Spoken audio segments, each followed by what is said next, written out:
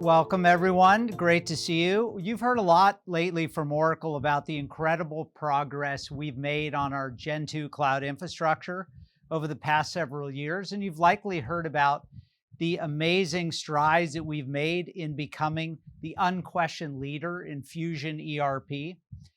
Today, I'm delighted to have the chance to talk to our CTO and Chairman, Larry Ellison, about the progress we've made and are continuing to make on what we refer to at Oracle as the front office or the CX suite. There's a lot that's happened here and the momentum is building. Over the next hour, we're going to hear more about what we're doing to execute against Larry's vision and how it is different from anything in the market today. So with that, let me welcome Larry to this chat. Welcome, Larry. Hi, Rob. How are you? Great. So let's start, Larry, with an area that you and I have talked a lot about, namely how winning the front office starts with winning the back office, and why this is more important than ever today. Well, I think people want integrated suites. Early on in technology development, our industry develops a lot of one-off products. When Salesforce.com came out with their sales, their sales product, that was, they were a smaller company back then, and they could do exactly one front office product, sales automation. It's interesting that they call it sales automation. It's actually a system to keep track of opportunity management and forecast management were the two primary things that they did in their first sales automation product. But over time, as markets mature, people move from building one-off products to suites of integrated products. So you integrate sales and service in the front office. But in fact, the integration is not simply a set of integrations around different front office products like sales and service. It's also an integration between service and the back office and sales and the back office. For example, if you actually manufacture something, if you build something and you send it out, you have to service it. The only way you can do that effectively, provide that service, is to understand what your inventories are, understand where your field service people are, make sure you dispatch the field service people with the right spare parts. It's very, very interesting. All of these products have integration points. All of these products have links, not simply sales and service in the front office, but also sales and service in the back office. When you're selling a product, there's something called available to promise. You'd like to, people will say, okay, I'd like to buy X. I'd like to buy this machine. When can I get it? Again, the answer of when can you actually ship the machine or ship the product requires understanding what your inventory is in e-commerce, anything that you're shipping, and you got to figure out which warehouse it's in. Go ahead and how you're going to ship it, and then confirm with the customer not only have you shipped it, but the customer's received it. So those are integrations between the front office and the back office. I can go on and on and on. I'll give you one more famous example. As we look at our installed base of customers, as Oracle looks at its installed base of customers, we like to figure out by looking at our installed base of customers, how they're using our products and what we should sell them next. That information about our customers, everything they ever bought from us, every PO we've ever received, that's an integration with accounting, as well as inventory. And service, all of those things link together. So as the market matures, we move from selling one-off products like sales, simple integrations like sales and service, to complete suites where you have sales, service, inventory, accounting, all the human resources, all of those products linked together to provide a unified set of automation for the company that we're working with. Yeah, I agree, Larry. What's interesting is many of these front office applications have started as bespoke processes. I'm just going to cover sales. I'm just going to cover the operations of my field technician. I'm just going to cover my call center agent. But as again, the problems that customers are facing become about orchestrating information and data across back office and front office systems. This last point you made about unification, unifying these products on one suite becomes even more important. It's interesting, just a couple of customer examples I'd love to highlight on that. Aon is a large insurance company, as you know. They started this unification process by saying, wow, wouldn't it be great if I can start with making it simple to find and understand all the information about my accounts, really mastering that account information in one place and being able to use that across my front and back office. So Aon's been a great example of standardizing on Oracle Sales and Oracle Fusion Analytics to be able to get that visibility into account information at the same time that they're mastering the accounts in our Customer Data Master, our CDM product on Fusion. And once you have that single source of truth, it's interesting. We're seeing now customers move into, well, now I can do exactly what you're saying.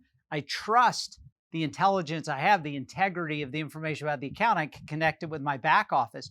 So companies like JCI in the HVAC industry and others are saying, now I can do exactly those processes you're talking about, which we've called service logistics, mapping a part, an inventory item to the availability and scheduling and routing of a field technician. And when you unify these on one system, not only do you make it less costly and obviously less administratively burdensome, but you allow these companies to innovate with new business models too. So JCI, as an example, is thinking about introducing subscriptions. Well, it's a lot easier to introduce a new model moving from transactional to subscription if you've unified all this on one suite. So we're actually seeing a lot of our customers really who started with one application in the front office who've unified their back office ERP or Fusion Analytics or HR on the Oracle Cloud in the back office to see the possibility across this connected suite. So this is becoming a very real thing now. Yeah, well, I think that maybe the biggest change in sales automation is going to be enabled by integration with the back office. And the biggest change in sales automation and where we're trying to innovate is we think sales automation should help you sell more, not forecast better. That's a fundamental distinction between first generation sales automation and second generation sales automation. So what do I mean by that? Okay, so we have all of this data in our Fusion suite. All of our existing customers, we know have all this data about our existing customers. So we have a recommendation engine in our sales automation. Now people think recommendation engine, that sounds like e-commerce. I'm on Amazon.com and I'm buying product, I'm buying a flashlight, and they give me a bunch of recommendations as I'm looking at flashlights as to what flashlights and what related products I might be interested in the recommendation engine. Well, in our sales automation product, the new version of it, and I'll explain how it works later on in this get together.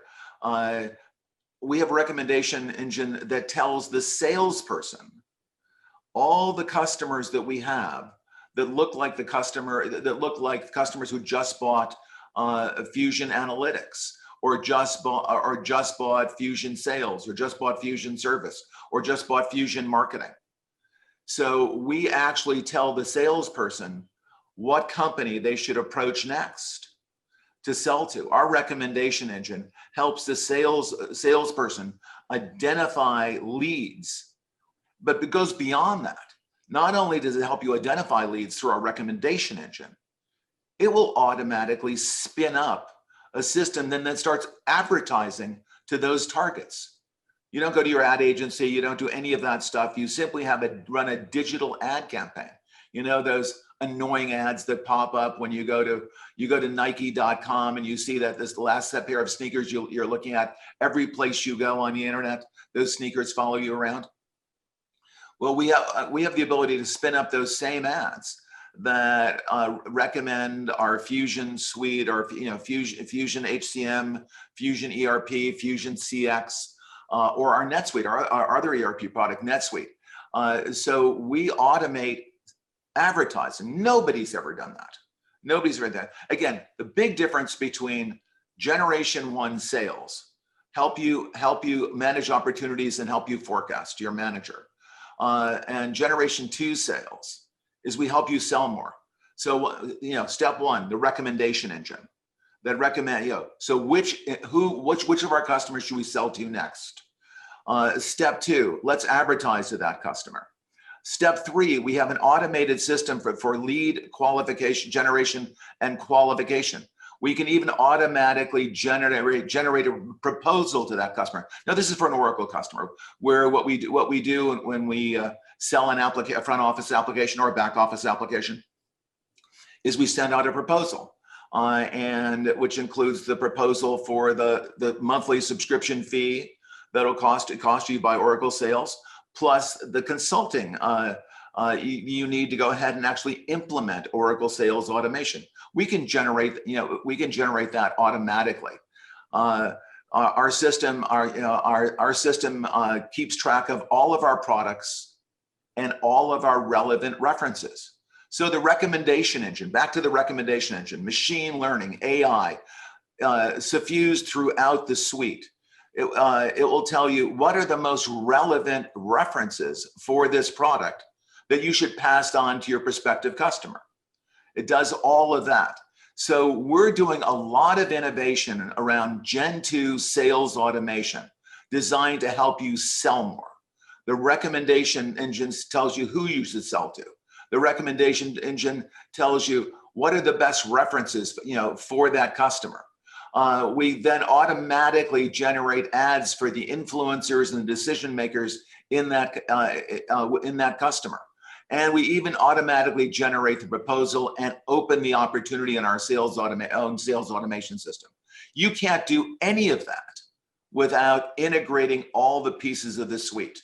Sales to service, front office to back office, front office and back office to HCM. All of those things are made possible through integrated suites as opposed to point solutions.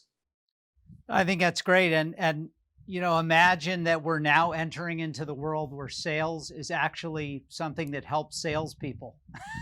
No, used to be. The sales automation products are famous that they're not used by salespeople.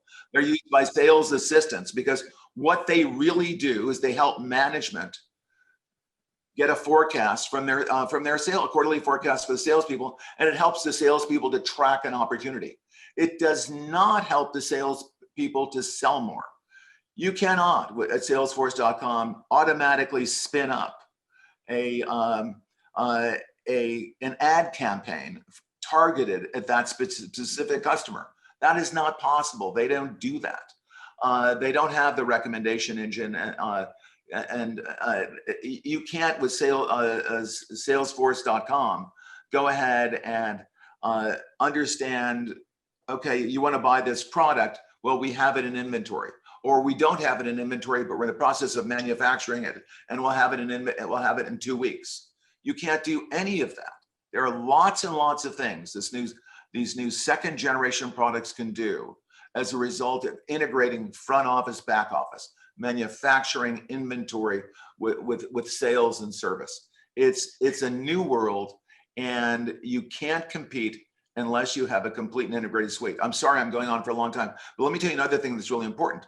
But the way that customers operate right now, very common early on, you do best of breed. So you have someone's ERP system, you have someone's HCM system, you have someone's sales automation system, you have someone's marketing system. You have 4 or 5 different suppliers. Well, the great thing about the cloud is we constantly upgrade our products. We upgrade our products at Oracle every 90 days. We have a new version every 90 days. Well, if you have new versions from 5 separate companies every 90 days, and those versions are supposed to talk to one another, those versions are supposed to be integrated. suddenly the customer is responsible for the integration of those products. That's very complicated and very expensive and very error prone. Versus if you buy a complete and integrated suite from one or maybe two suppliers, then if it's one supplier, it's one complete integrated suite, all the integrations and the integration testing is done by Oracle on the Fusion suite. You, the customer, don't have to spend time doing IT integrations in the cloud. You, the customer, spend your time selling to your customers, servicing to your customers. It's great. And one of the things that you have pushed us and our teams to really think about is these historical boundaries that somehow the market create around what constitutes an advertising system and what constitutes a marketing system, what constitutes a sales system. There's no reason for them to be separate and have all this fragmentation, all these third-party players. I remember the meeting where you said, I want this whole thing to be just a closed loop system. With the push of a button, I activate the same advertising campaign that aligns brand media metrics with sales metrics. Because don't tell me about how many impressions I have or how much media I've done. I want to know how much pipeline did it generate and what sale did it lead to in the end. Yeah, never on our quarterly report, our quarterly conference call on quarterly results, does someone say, Larry, how many impressions did you generate in advertising this past quarter? Right. They want to know how much we sold.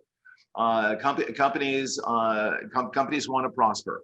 The automation tools we supply should help salespeople sell more, and that's our primary area of innovation in the front office. I should say that's right next to it. Co-primary is provide a better level of service to our customers.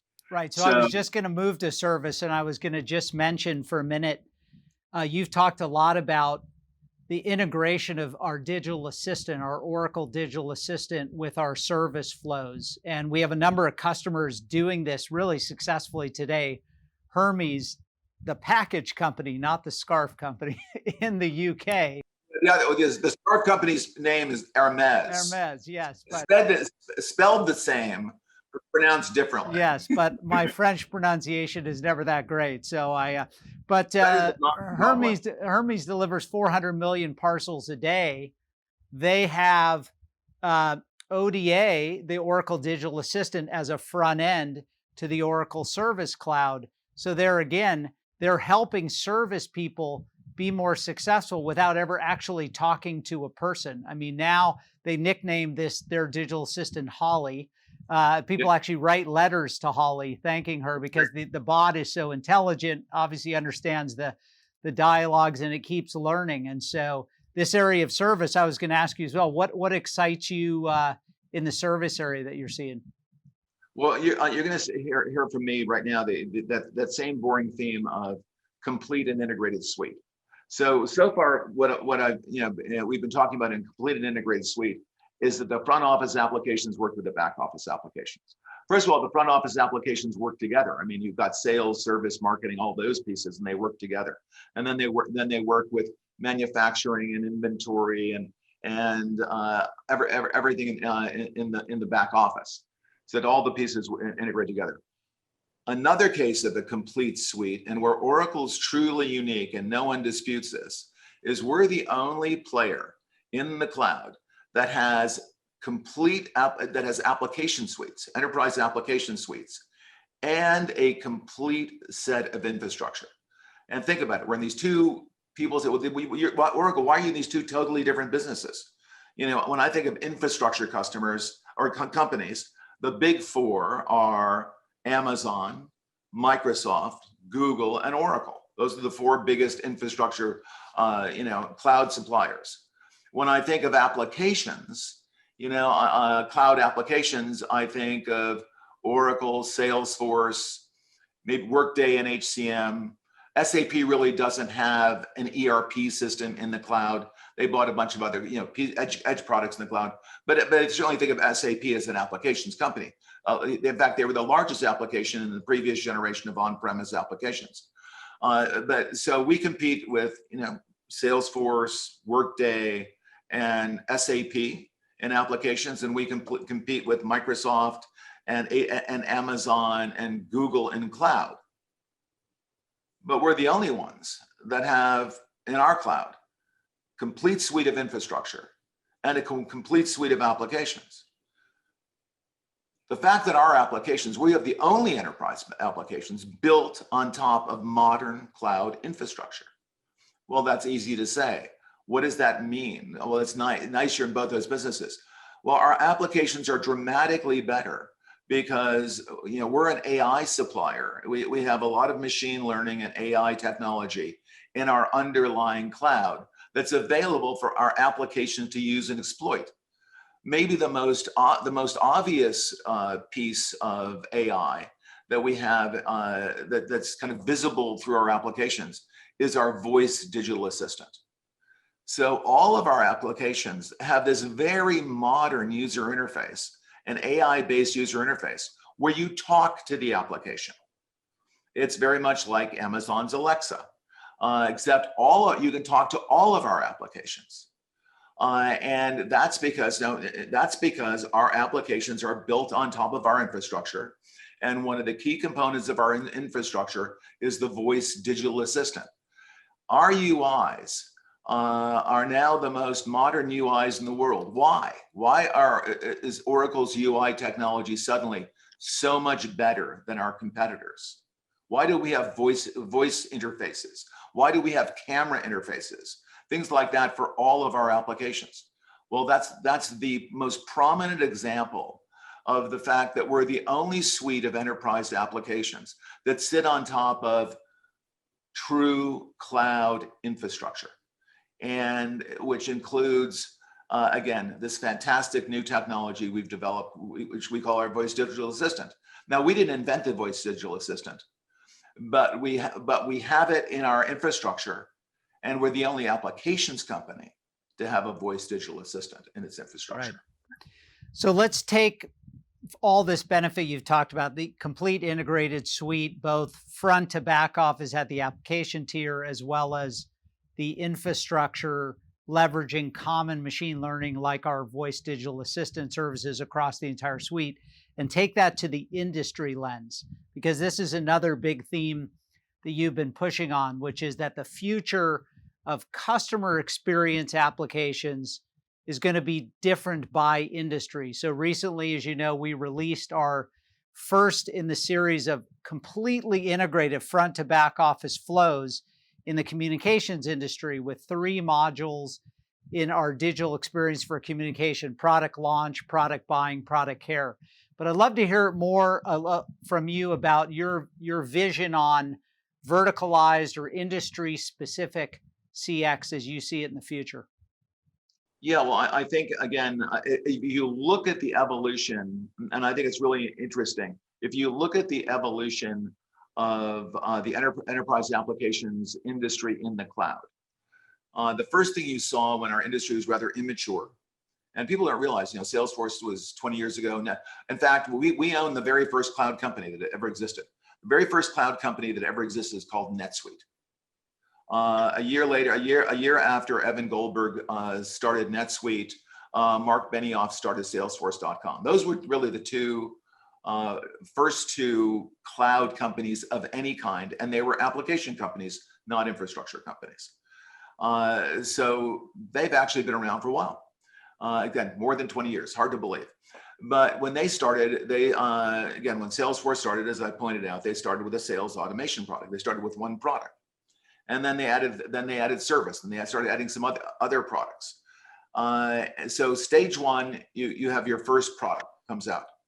Stage 2 of evolution, as the market matures and the technology matures, stage 2 is you start building suites, albeit it's, suites of 2 or 3 products, not 10 like we have in Fusion. Stage 3, again, you continue to build out the suite, 2 products, 4 products, you integrate front office, back office, but the final stage, if you will, as the industry becomes very mature, is these products start becoming tailored to industries. So we're actually reaching the final stage of maturity in the marketplace, where now we don't just have sales automation, we don't just have service automation, We just don't have marketing automation, but we have these products for the communications industry, these products for the pharmaceutical industry. These products, again, start getting tailored industry by industry. And we're constantly moving up the value chain. First, we just give you a sales automation system in the cloud, which is better than one on premise. Then we start giving you suites in the cloud.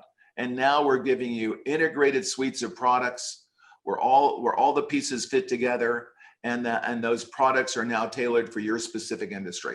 And as Rob, as you just mentioned, we just launched our first industry, CX industry, which is communications. More to come.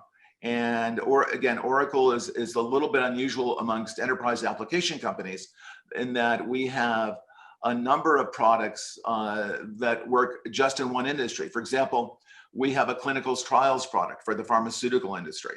We have a lot of industry-specific products. We have a lot of industry-specific knowledge. And what you didn't mention, because it's kind of inside baseball, is how we developed this CX for communication, this CX for communication suite of 3 products. We did it as a collaboration between your CX team that you run and Mike Cecilia's communication teams that he runs. So we have this interdisciplinary group that has all the domain knowledge, all the expertise to go ahead and tailor communications, tailor CX for the comms industry. And again, it's, our industry applications are very unusual. There's nobody else that has these kind of suites of industry applications to go with their horizontal applications. Well, you sort of beat me to the punch, but this 3rd generation cloud application being these verticalized experiences across sales and service and marketing and commerce. One of the things my friend Mike Cecilia brings to this is deep domain expertise, not only by industry, but as part of these industry advisory bodies, basically setting the agenda in many cases and helping set the agenda for where these industries will go as they undergo digital transformation. You mentioned it, clinical trials, utilities, meter management, financial services is a big one. A lot of banks are looking to us today. We do a lot of their compliance applications, security applications. Where do I go as I try to make this journey to offer, new account opening and more agile, modern customer experiences to compete with these upstart fintech companies?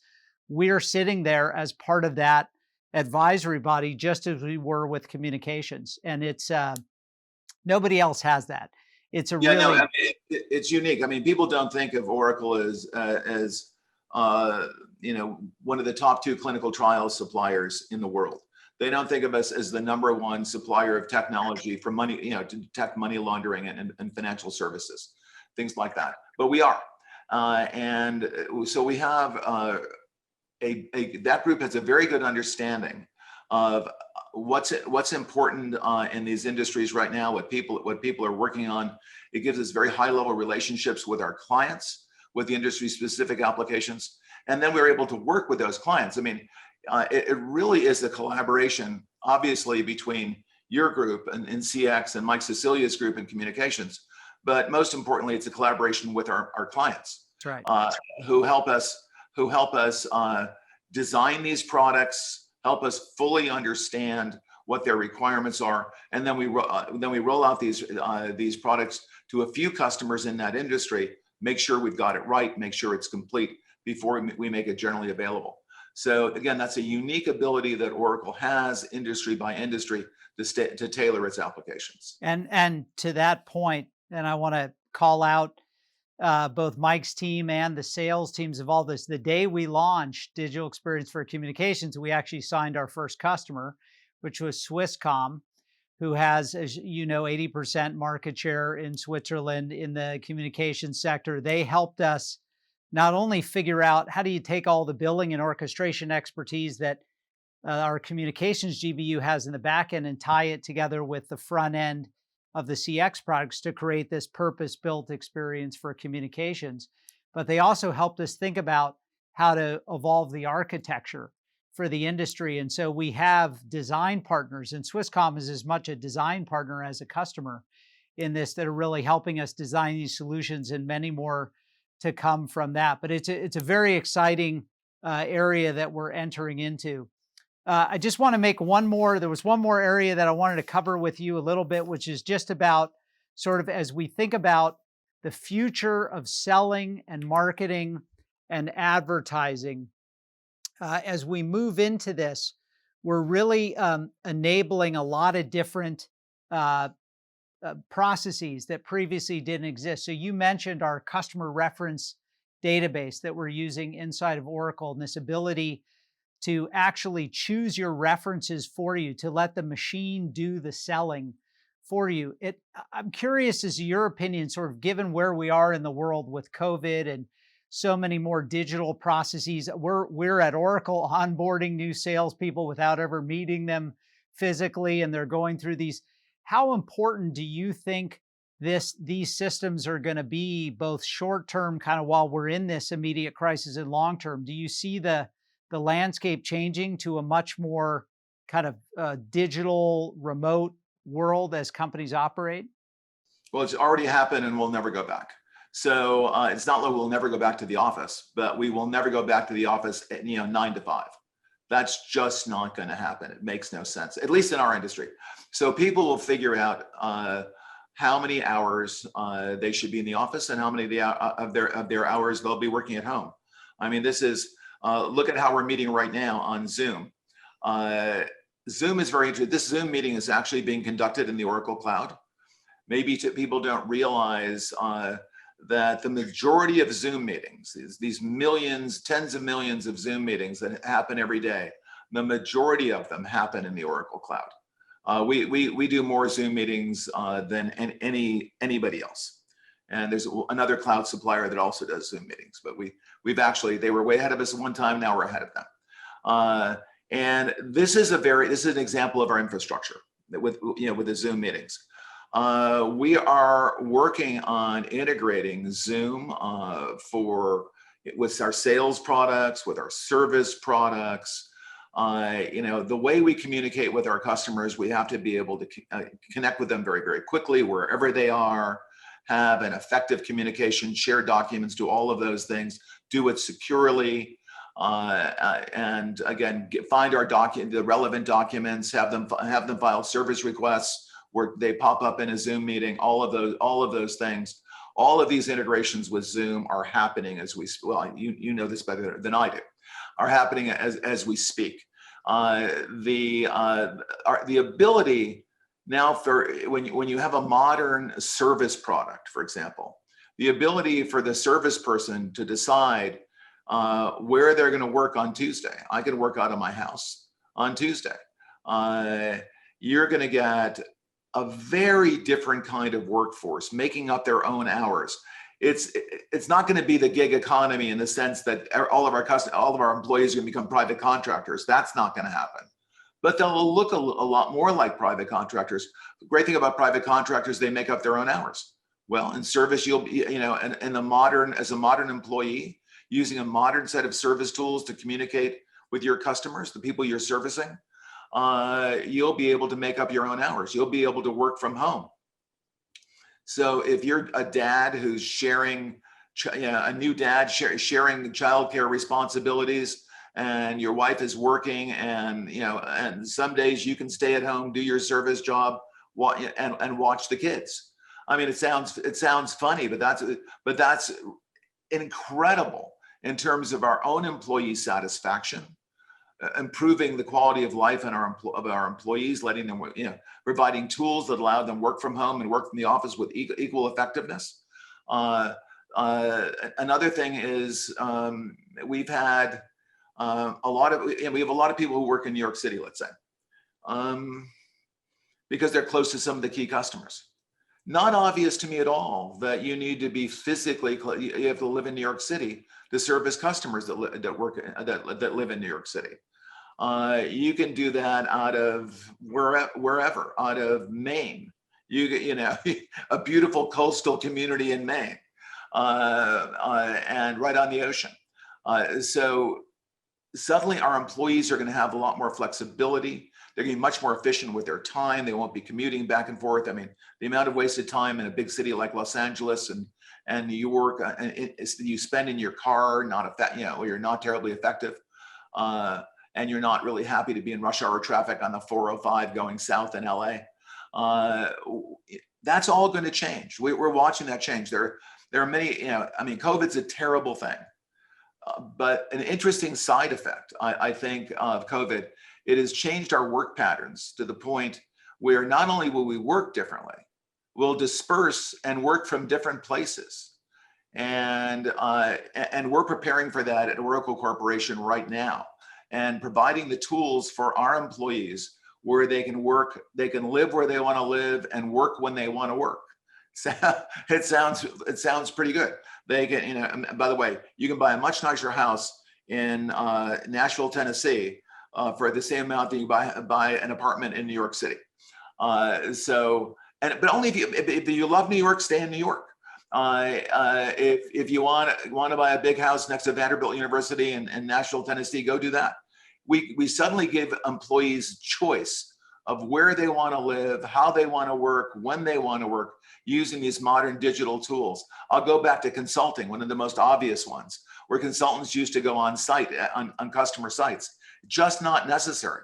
So we'll have consultants in Nashville helping a client in New York City. We'll have consultants in Delhi helping clients in New York City.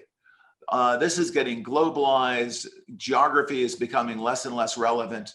The quality of lives of our employees and giving them more choices of where they work and how they work is going to revolutionize the way we deliver our products and services. We already deliver our products through the cloud, right? That's gone much more, not on-premise anymore. Except our legacy is on-premise. We deliver our products through the cloud digitally. We deliver our consulting services through the cloud. Our employees look more like gig employees, but they obviously have the security of having a job and minimum wage and all that. I don't think a higher minimum wage can help our employees much. Yeah, it's fascinating. A lot of people, when they think about CX in the COVID world, they spend time lamenting the loss of physical processes and physical interaction. But your point about how we've just unlocked this possibility of people to redefine their lives because we've built our products in a way that, I think about the story of Badger Trucks, which is one of our CX customers in the hydrovac soil excavation business, using the full CX suite unified with the back office. They now run their trucks as independent P&Ls. They never have to talk to anybody. They never have to go anywhere. They're completely free to run their business, book their appointments, send their texts wherever, reconcile their accounts.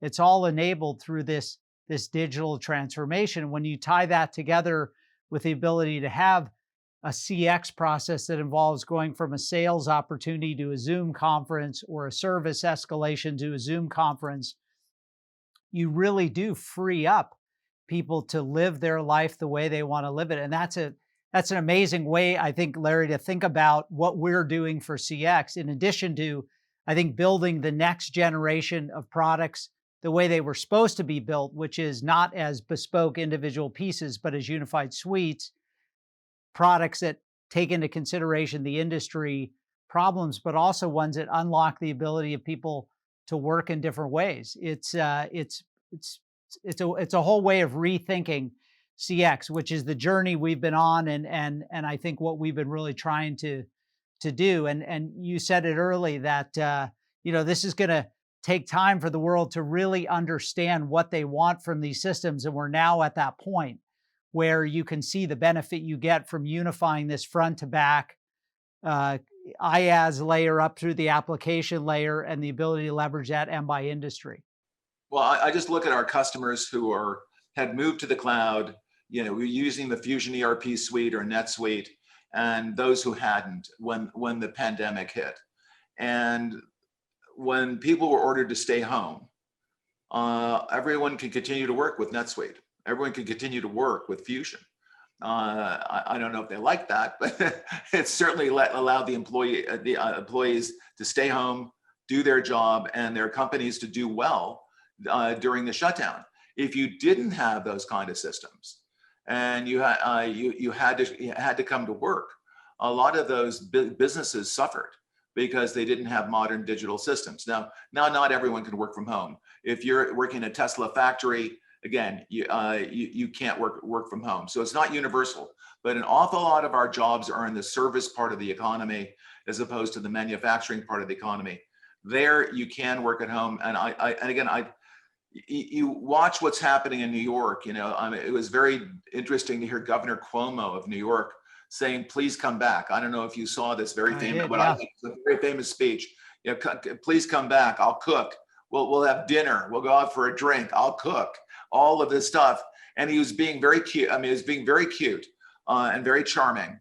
But the fact is, there's been an incredible exodus from New York City because being locked down, when you're locked down at home, you'd like your home to have a backyard where you go out to see grass, right, and and to see deer wander into your backyard, watch the kids playing in the backyard, whatever. There are a lot of people want that. They don't want to be locked on the 43rd floor of some high rise. It's just not psychologically very gratifying. So this migration out of big cities, also true of San Francisco, this migration out of big cities will never fully reverse. And as we've been becoming more and more urban, I'll give you a prediction. I'm sure other people understand this better than I do, but I'll give you a prediction. We'll start becoming less and less urban, more and more distributed, more, and whether you like it or not, more and more global, because not only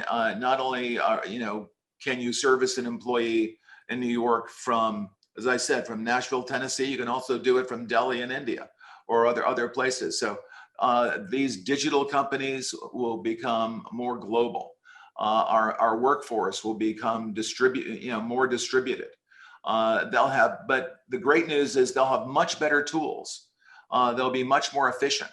They'll have much more choices how they work, when they work. They won't be wasting a lot of time commuting. They'll be able to spend more time with their families. All of those things should improve the quality of life while simultaneously improving the efficiency of the company. And that's a win-win. Yeah. And it's all made possible by this incredible acceleration of the digital transformation that we've seen over the last 9 months. That's great. Well, Larry, I want to thank you for joining us to give your thoughts on where we're going with the CX transformation and share the progress that you've seen and are seeing and how that's going to impact the world. It was an awesome discussion. Really appreciated it. And thanks very much. Great talking with Rob, and great talking to everyone at the conference. All right. Thanks. All right. So there you heard a lot of great predictions and thoughts from Larry. Just to wrap up a couple of key themes. Again, just want to reiterate, we've been hard at work on creating the best-in-class CX solutions unified with our back office, built on the world's best cloud architecture and infrastructure. And we're excited to talk more about that to you during this live experience conference. Second, I think you heard it from Larry, as the world's changing and as population dynamics are changing, and that's enabling new work patterns, it's time to rethink CX. So we really hope that everybody is thinking about this architecture and this platform as a way to guide them into the future, not to cling to something that's been in the past. And finally, just remember by industry that you have unique sets of problems. You have unique opportunities, and Oracle has that industry lens that we're going to bring to your CX problems, whether it's communications, banking, the utilities, whatever it is. We have that expertise to help walk you through that transformation. That's a key part of our journey. So thanks, everyone. And back to you, Lisa and Jay.